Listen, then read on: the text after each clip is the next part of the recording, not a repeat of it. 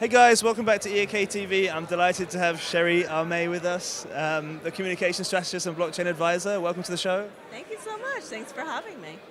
How are you enjoying Decentralized 2018 so far? It's amazing. I can't believe the quality that and time and effort that has gone into this event. And everybody here is so awesome. They're so nice. They're so sweet. Everyone's so knowledgeable. And it kind of just instantly feels like family, which I love, yeah. It's your first time in Greece? It is, and I'm loving it. Yeah. I'm absolutely in love with Greece and the food. Come on, you can't beat the food. Yeah. It's my first time in Greece as well, funnily enough. Really? Yeah, but I'm definitely going to come back more often now. Oh, I'm definitely coming back. Yeah. Absolutely. Yeah. So I understand you're giving a keynote tomorrow. Yes. Can you tell us a little bit more about what the keynote's about? Sure. So my keynote is called Humanizing Blockchain: How to Build Trust in a Trustless System. Okay. So I'm going to be talking about some of the soft skills as opposed to diving deep. I think we've got a lot of quality speakers today talking and diving deep into the blockchain and the technology, its uses. I want to talk about more of those soft skills that are not often talked about enough, I think, in technology. And that is, those natural character traits that, I've been in the industry for a long time. I've been in tech for almost over 15 years, branding and marketing. And you learn a lot of what it takes to market to a community, what it takes to speak to your actual target audience, what it takes to enroll people in your vision, and to get people to know, like, and trust you. And the theme of the keynote is talking about how, yes, it's absolutely critical to discuss blockchain technology. There's so much education that needs to be done in that area. Keep going. And so what I also want to talk about is who are the users of your platform and how can we communicate with them better so that they can feel more comfortable in helping us get to mass adoption. Because I honestly, so many of us ask the question of, like, how can we reach mass adoption? Well, there's a million reasons that I'm going to go over tomorrow about some areas that need to be addressed, which they will over time, but there's a lot of room still left to educate people on not only what is the technology, but how do we prepare for it, and how do we actually ask the correct questions to understand which technology is right for us, and how do we get our audience to come to the place where they feel 100% certain that blockchain either is or isn't for them. And I think right now it's a lot to ask, I think, companies to just jump right on board when we're all still new. Most of these blockchain startups are still building out the technology. They're still testing it. So to expect these major players to just switch over to blockchain technology, I think they get the idea of the benefits, but still, how can we create that trust so that it becomes a no-brainer that this is a solution that they need? And that's really where communications comes in, branding, marketing. It's those soft skills that know how to address people's needs, their wants, their aspirations. And being able to identify each of those is really key to getting your product, your software, your service out into the market. Yeah, so I understand, obviously, you mentioned you've been in marketing and branding for like the last 15 years. how have you found the transition from like the non-blockchain world to the blockchain world, and how has that affected your role in as director of communications? Yeah, great question. For me, it's a very easy transition. I think one thing that I've noticed that has happened to me and my friends that I've worked with in branding and marketing for over 15 years, it's kind of in our blood now. It's very natural. It's not like of course, there's marketing tactics that you have to learn, and there are new social media platforms. But the overall strategy of how to build a brand presence for your company, thought leadership for the executives in your company, which is another area I specialize in, and really learning how to communicate, that hasn't changed. I mean, you were mentioning a little bit earlier about emotional intelligence. I mean, there's just so much that plays into that.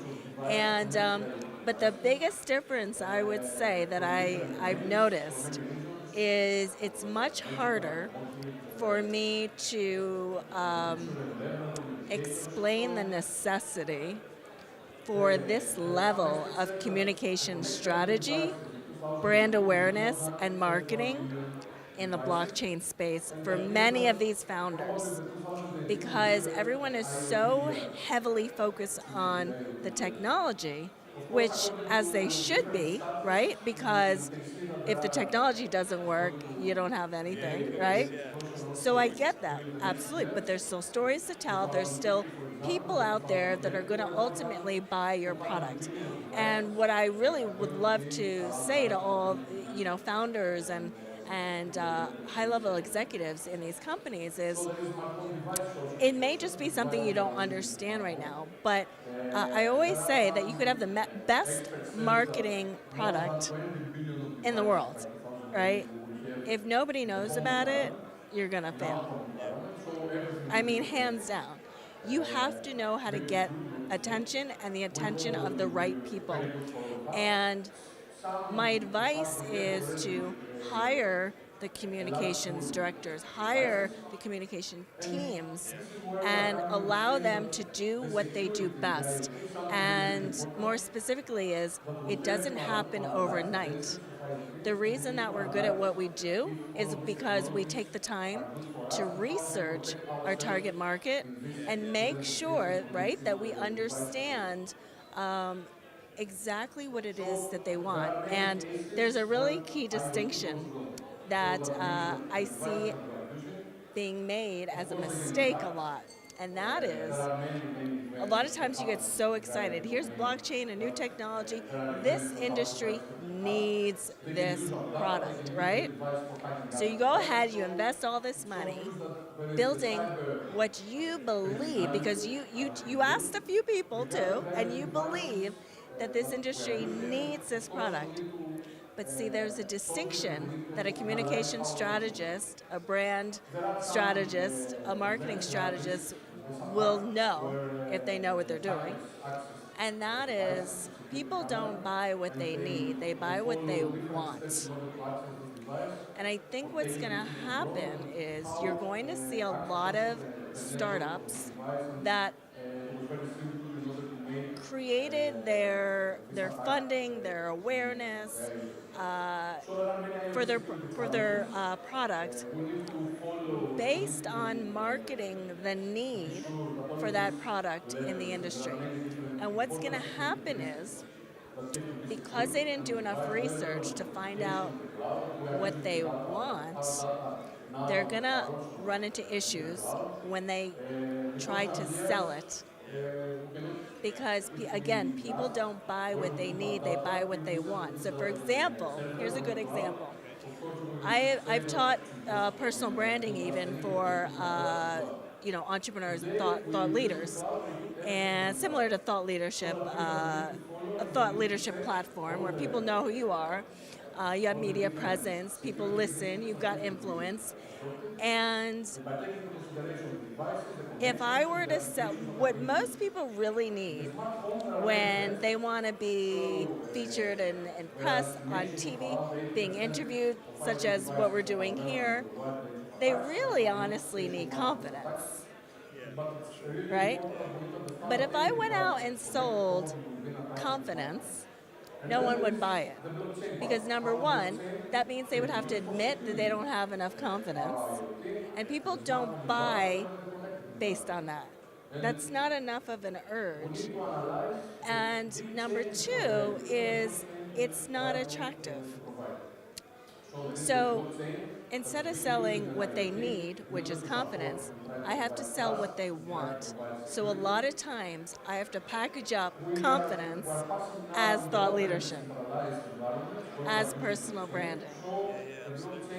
I mean, obviously, I completely agree with you about building their foundations. In terms of communication strategies, I think a lot of the time, people just want to go straight to the moon in terms of like the kind of like media that they're looking for, without building out their network of journalists and comms people in their space. But yeah, no, it's really interesting what you just said there. I think I had a question actually regarding your background with Ship Chain. And you mentioned that earlier, that you were managing 40,000 different people in the community. How the heck did you manage that? Because that sounds like a nightmare. Could you explain to our viewers how you went about that, and also like what were the major challenges that you faced while managing those? Yeah, absolutely. Managing a community that size is not easy. I will definitely say that. Comes with a lot of challenges, and you have to be very flexible. You have to be able to read your audience. That is a skill. That is definitely a skill. To be able to read what your audience is thinking, to be able to listen very carefully to what they're asking. And sometimes people ask for something, but they don't really know what it is that they're asking for. So it's kind of like when you've got years of experience in the industry, you start to learn that when people say, I want to know more about this, what they really mean is, I want to know more about that. And so that's like this, again, it's one of those like... So if someone's like, oh, when you get listed on an exchange, it's really like, when's the price going to go up? Right. But a lot of times too, like when our community would ask or continue to ask certain questions like that, I would get this sense that they're just experiencing a level of anxiety and panic. It's an emotional thing, and so they don't know what it is they want. They just know they want you to say something. And really, when I would actually just, chat with them, just human to human, I would realize that what they really want is trust. They wanted to know that we weren't going to run away with their money.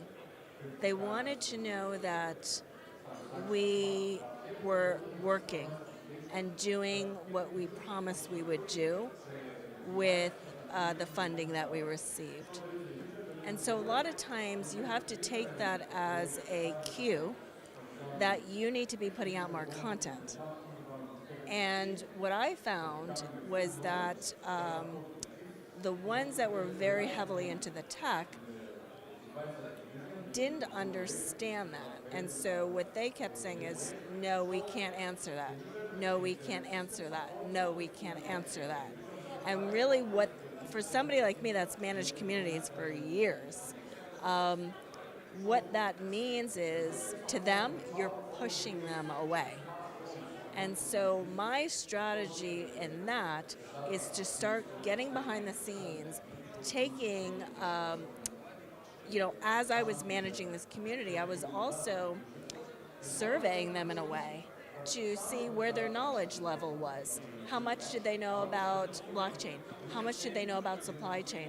I would do it in fun ways. Sometimes I would actually have really fun games where they didn't even know what I was really trying to do, but I was trying to entertain them keep the community engaged, but at the same time teach them about the industry and gauge what type of content I would need to put out in the future. So there's a strategy. You know, it's not just being a moderator in a community. There is strategy behind that as a communication strategist, as a director of communications. And I love that. Like, that's where I just come alive. It's being able to gather data in a creative way, similar to how the developers do. They're gathering data, right? I'm gathering data, but from a marketing and branding sense. And then I utilize that data to actually create and distribute content specifically targeting the exact questions and wants that I've been able to gather.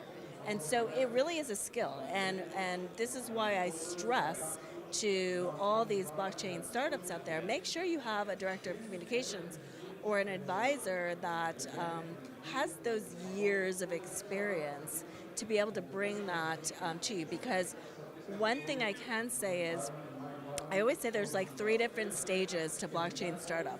There's the initial pre-funding stage, there's funding, and then there's post-funding. It's the post-funding that people get lost. It's the post-funding that you can lose your audience because they get bored and they think you've disappeared on them. Couple that with a bear market and you've got a disaster. So one of the things you were saying is, you know, what were some of the challenges?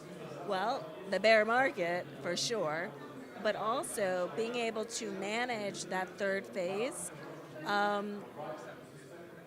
I realized it wasn't just about managing the community.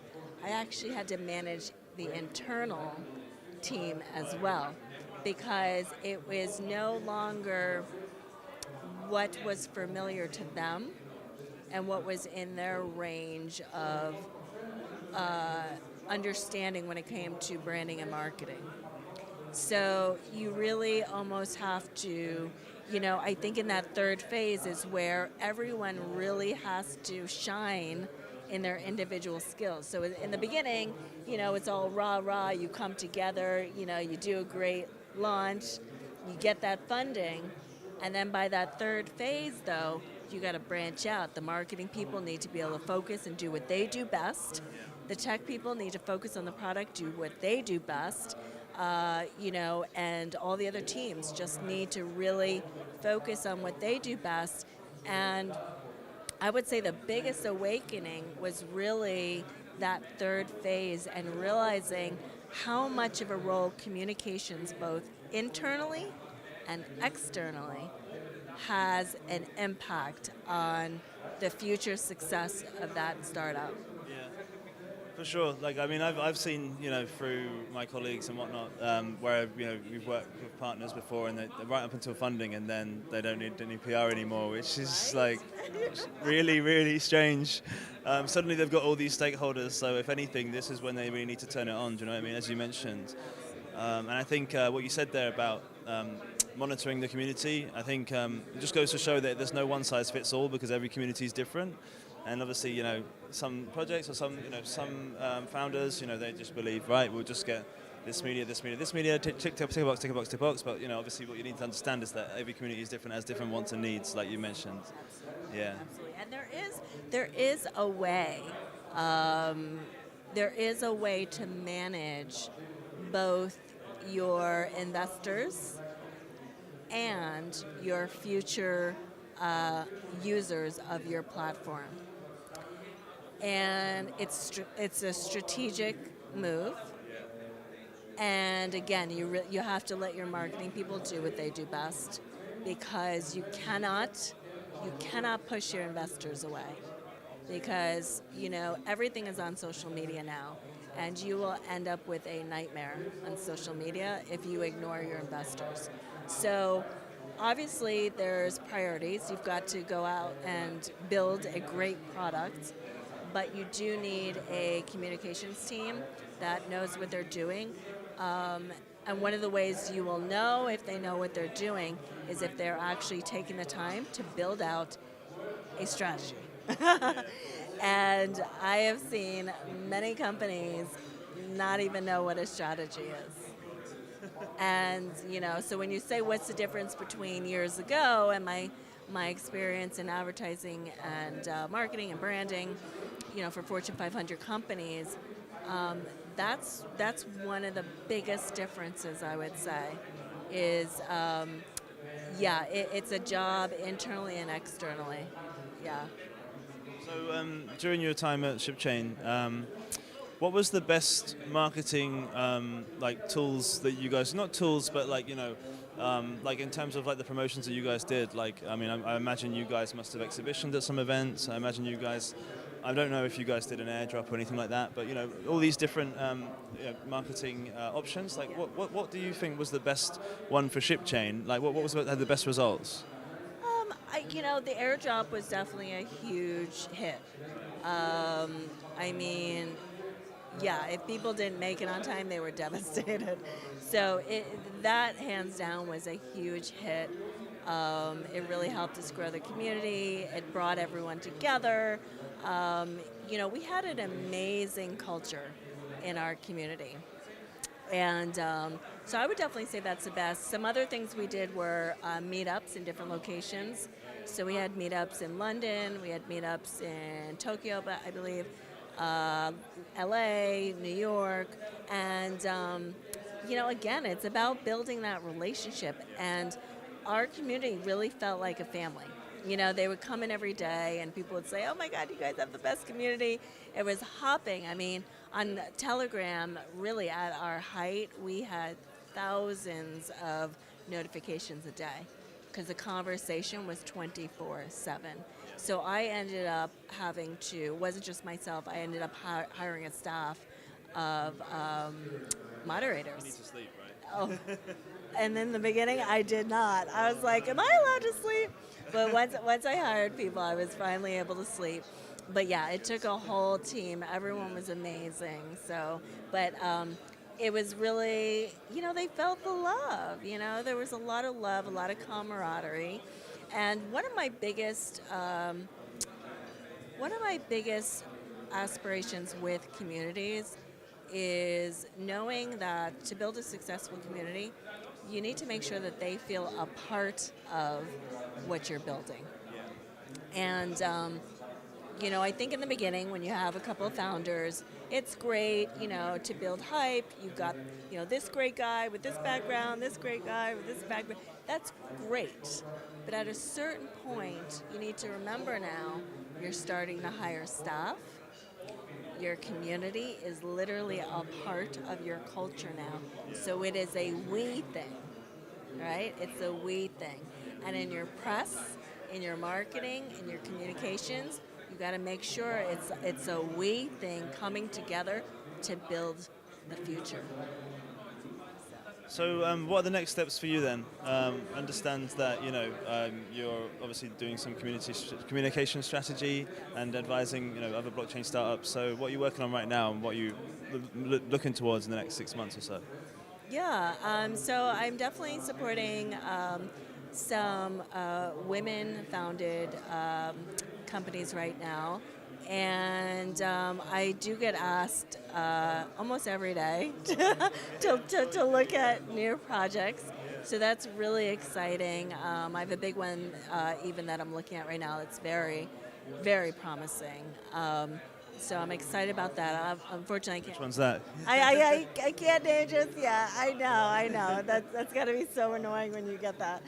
But because the transition is so new. And I think even for myself, because I've learned so much, I really want to say I'm very passionate about projects that I focus on. And, I've got my own personal brand, my own thought leadership brand. And so anything I do in the blockchain space, for me, it's kind of like I just want to bring value to a market, technology, industry that I spent so many years in. But to be honest, I've also been, for the past 4 years, building my own thought leadership brand based on resilience and integrity and ethics and taking a stand for humanity, speaking up for causes that you believe in. So I do a lot of work actually with Columbia University Medical Center and New York Presbyterian. Long story short, but I had a near-death experience, and and I was brought back to life miraculously. Is it And with the blockchain? what was it? Did the blockchain save you? Yeah, is that right? Actually, everything else, right? Another form of innovative technology did save my life. Okay. That's good. And actually, That's covered, yeah. I'll be sharing a little bit about it in my talk tomorrow. But Okay. but what I love about that is, and I do hope to introduce them to blockchain, because it is needed. For example, pharmaceuticals supply chain, Yeah. anything, manufacturing. Played a part in keeping me alive.